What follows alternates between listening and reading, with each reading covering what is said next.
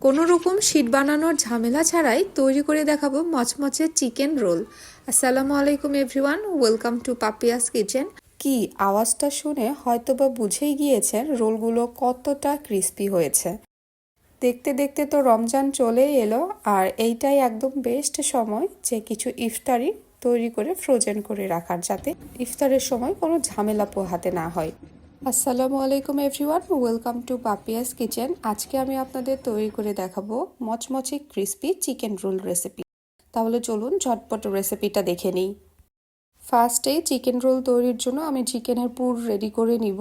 এর জন্য একটা প্যানে নিয়ে নিয়েছি সামান্য পরিমাণ তেল, আর তাতে দিয়ে দিলাম 1 চা চামচ আদা রসুন বাটা। এবার তেলের সাথে আদা রসুন বাটা কিছুক্ষণ ভেজে নিব। জাস্ট কয়েক মিনিট ভেজে নেওয়ার পর এখানে অ্যাড করে দিচ্ছি চিকেন। এখানে আমি 1/3 কাপ চিকেন নিয়েছি। এবার মশলার সাথে চিকেনটাকে একটু নেড়েচেড়ে মিশিয়ে নিচ্ছি।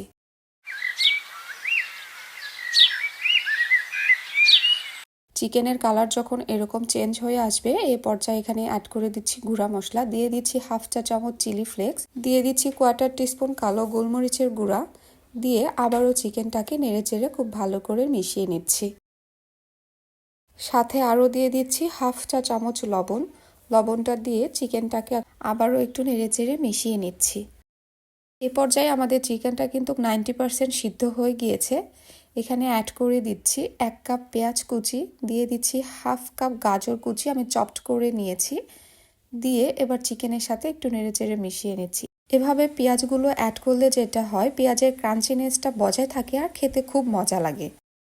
এ পর্যায়ে অ্যাড করে দিচ্ছি 1 চা চামচ সয়া সস, দিয়ে দিচ্ছি 1 টেবিল চা চামচ টমেটো সস, দিয়ে আবারও একটু নেড়েচেড়ে নিচ্ছি। পুরটা আমাদের প্রায় একদম রেডি হয়ে গিয়েছে। জাস্ট এটা নামানোর শেষ মুহূর্তে আমি এখানে অ্যাড করে দিব 1 কাপ বাঁধাকপি কুচি। এতে বাঁধাকপির যে ক্রাঞ্চিনেস সেটা বজায় থাকে আর খেতেও বেশ ভালো লাগে। জাস্ট এটা কয়েক সেকেন্ড নেড়েচেড়ে এটা চুলা থেকে আমি নামিয়ে ফেলছি। এবার আমরা রোলের জন্য ঝামেলাবিহীন শিটটা রেডি করে নিব।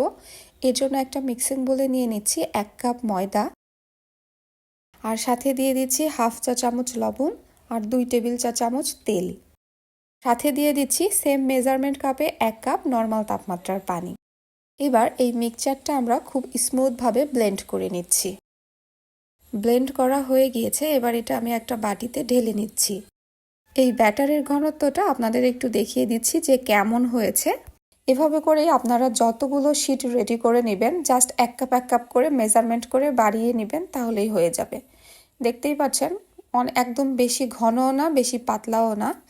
এবার একটা ফ্রাইং প্যানটা আমি গরম করে নিয়ে তেল টিস্যু দিয়ে ব্রাশ করে নিয়েছি, আর এভাবে স্প্যাচুলার দিয়ে আমি এভাবে করে ব্যাটারটা প্যানের গায়ে স্প্রেড করে দিচ্ছি। আর অবশ্যই এখানে ননস্টিক প্যান ইউজ করতে হবে, তা না হলে শিটগুলো তুলে নিতে পারবেন না। দেখে হয়তো বা বুঝতে পারছেন আমি কিভাবে কাজটা করে নিচ্ছি।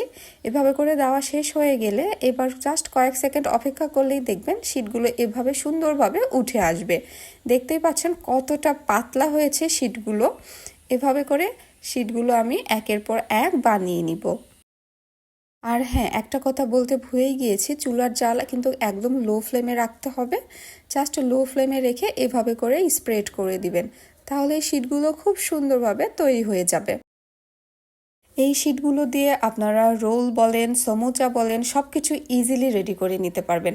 আর সময়টাও যেমন কম লাগে, খেতেও অনেক অনেক বেশি ক্রিস্পি হয়। এবার এই শিটগুলো একটা প্লেটে এভাবে করে আমি বিছিয়ে রাখছি, আর এর উপর একটু অয়েল ব্রাশ করে নিচ্ছি যাতে একটার সাথে আর একটা শিট লেগে না যায়।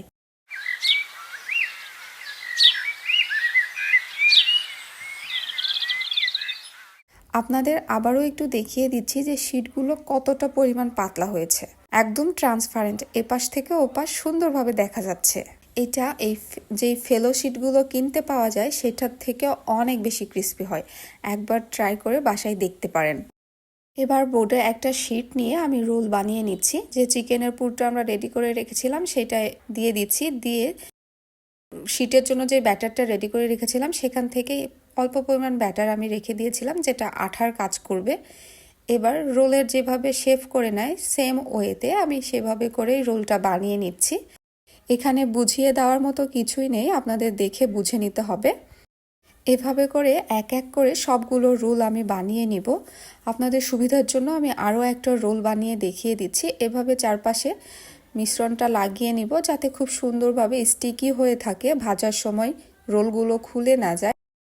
এই তো এভাবে করেই সবগুলো রোল আমি এক এক করে বানিয়ে নিয়েছি। এবার ভেজে নেওয়ার পালা। রোলগুলো ভাজার জন্য চুলাতেই আমি আগে থেকেই একটা প্যানে তেলটা মিডিয়াম ফ্লেমে গরম করে নিয়েছি। এবার গরম তেলে এক এক করে রোলগুলো ছেড়ে দিচ্ছি। ভাজার সময় চুলার হিট লো টু মিডিয়ামের মাঝামাঝি রাখতে হবে, তা না হলে উপর থেকে জাস্ট কালার চলে আসবে আর ভেতরে কাঁচা থেকে যাবে। তাই একটু সময় নিয়ে রোলগুলো ভেজে নেবেন।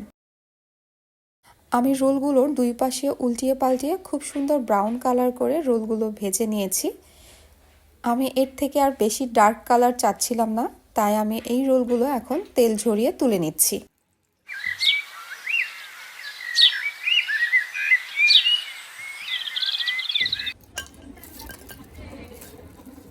শব্দ শুনে হয়তো বা বুঝতে পারছেন কতটা ক্রিস্পি হয়েছে। এই তো রেডি হয়ে গেল আমাদের খুবই মজাদার চিকেন স্প্রিং রোল। একদম ঘরোয়া কিছু উপকরণ দিয়ে ইজিলি হেলদি ওয়েতে রেডি হয়ে গেল। আর এই রেসিপিটা ফলো করে বাসায় চটজলদি বানিয়ে নিন আর ইফতারে ফ্যামিলির সঙ্গে এনজয় করুন। আশা করছি রেসিপিটা আপনাদের অনেক অনেক ভালো লেগেছে। রেসিপি ভালো লাগলে অবশ্যই শেয়ার করে রাখবেন আর আমার চ্যানেলটি সাবস্ক্রাইব করবেন। আজ তাহলে বিদায় নিচ্ছি। আল্লাহ হাফেজ।